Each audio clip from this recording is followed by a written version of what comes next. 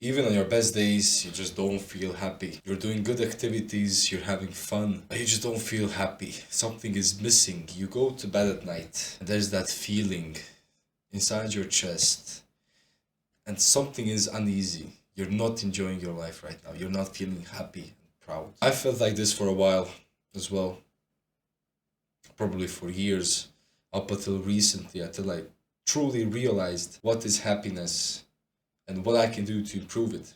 So in this video, I'm going to show you 5 steps to quickly be more happy today. So the first step we're going to be talking about, the first thing, is going to be the importance of dopamine. Now, what is dopamine? Dopamine is basically the hormone in your brain that signals happiness. That's how I would explain it as a bro scientist, because I'm not a professional in any way. So let's just keep it simple. Dopamine is the hormone of happiness. Now, with today's technology and our lifestyles, our dopamine is fried. The receptors are completely fucked. So the question is, how do you improve your dopamine receptors? Okay, so let's say with dopamine, there's like a baseline of your happiness. Let's say you do an activity like playing a video game. That's like high dopamine, instant, quick, like that. So your base is here, your dopamine jumps up, and when it comes back down, it's gonna go below the baseline. And that's your new baseline. And you can imagine after a couple of, let's say, bad habits, your dopamine just goes down, down, down, down. The baseline keeps going down. How do we get it back? Well, I know I speak a lot about bad habits and why it's so important to get rid of them. It's literally because of dopamine. Now there's some other stuff, of course, but dopamine is the main reason to fix your bad habits. So there's 2 types of gratitude. There's instant and there's delayed. This is something that really like made a click in my mind that really helped me to improve. I remember on certain days, like maybe I had a big day or something. Okay, so I'm gonna relax. I'm gonna eat some junk food, some comfort food you can call it. I'm gonna, I don't know, fucking jack off like a loser. I'm gonna play a video game just so I feel, just so I feel good for the day. And after I did all of those things, I would feel horrible. And I always used to wonder, why is that?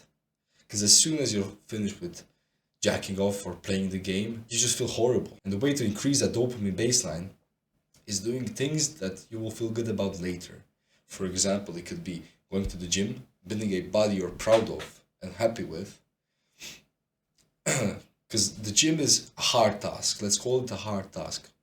Why? Because you're gonna get tired, you're gonna get sweaty, I don't know. You're gonna feel tired. But after the gym, after a year of consistently going to the gym and watching your diet, you can just imagine waking up and looking yourself in the mirror and feeling super happy about how you look. That's delayed gratification. I don't know, other stuff like meditation. It might be super boring. I think for me it was extremely boring to get into meditation. But after a few months of meditating consistently, you have that mental clarity. You feel like superhuman. Nothing you could compare to yourself before. It's delayed gratification that you need to focus on. Before you do something, think about, is this gonna be instant gratification or delayed gratification? It could be maybe before you go out to a club, you go drinking. That's instant gratification.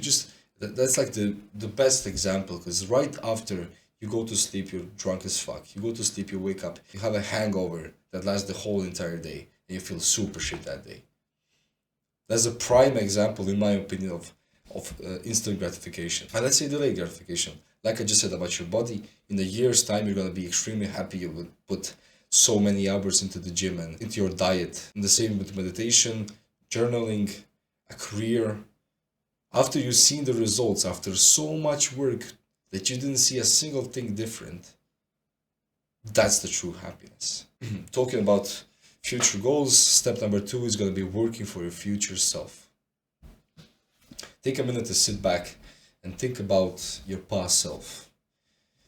Do you have negative thoughts? Do you wish you never were that guy? I was so cringy last year. Imagine yourself after that period of you focusing on delayed gratification.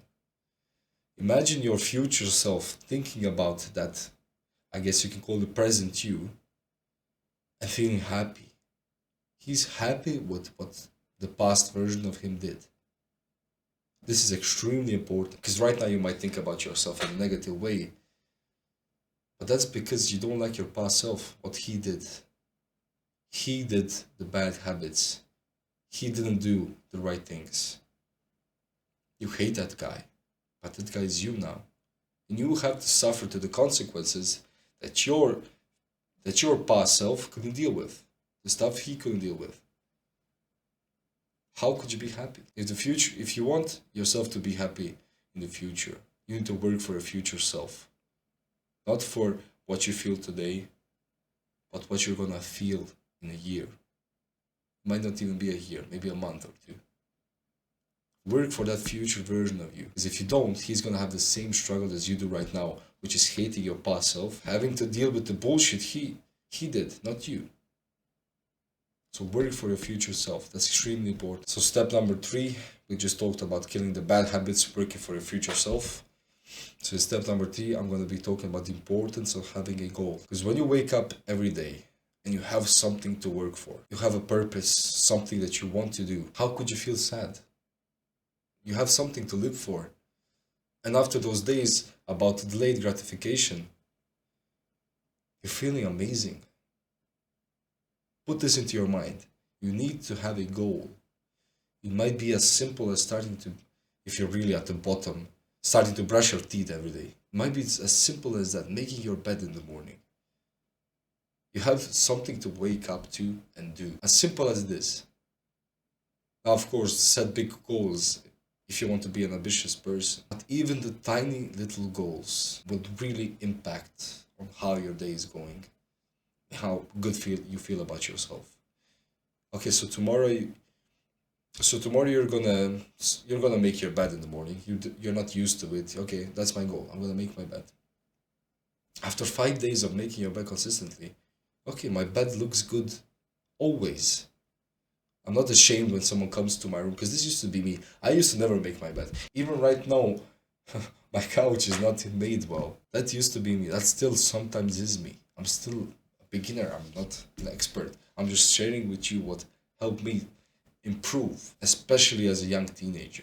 Because I'm only 17, I might not look like it that much, but I'm only 17. And I'm here to help people my age or a little bit younger to start making a change. And that's my drive, that's my purpose, that's something I wake up for. So yeah, set goals.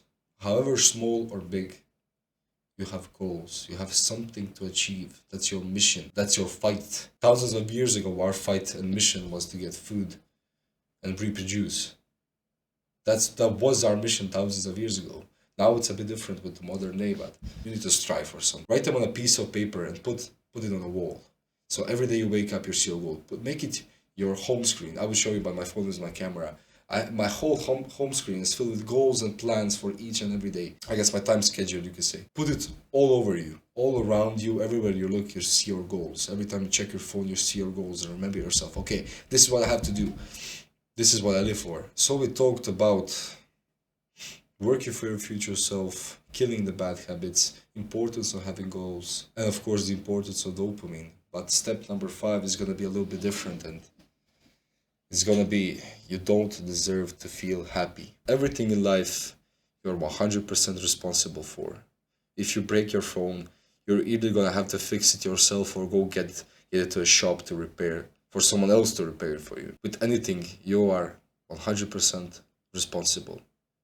If you're not happy, that's the way of your body telling you you're doing something wrong. If you're feeling sad every morning, that's because you're not living up to your potential as a man. Follow these steps and then you can deserve to be happy. You can't be happy if you're living a life that's not filled with important stuff to you. No one has done it before.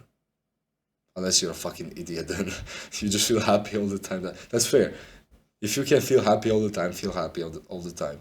But you still need something to strive for. So yeah, everyone, that was it for today's video. If it helped you and you have a similar experience, write it in the comments so men similar to you could see it and maybe get some inspiration from it. If you want me to help you with a 2.0 version of you, subscribe to this channel and come back for daily videos. Peace, boys.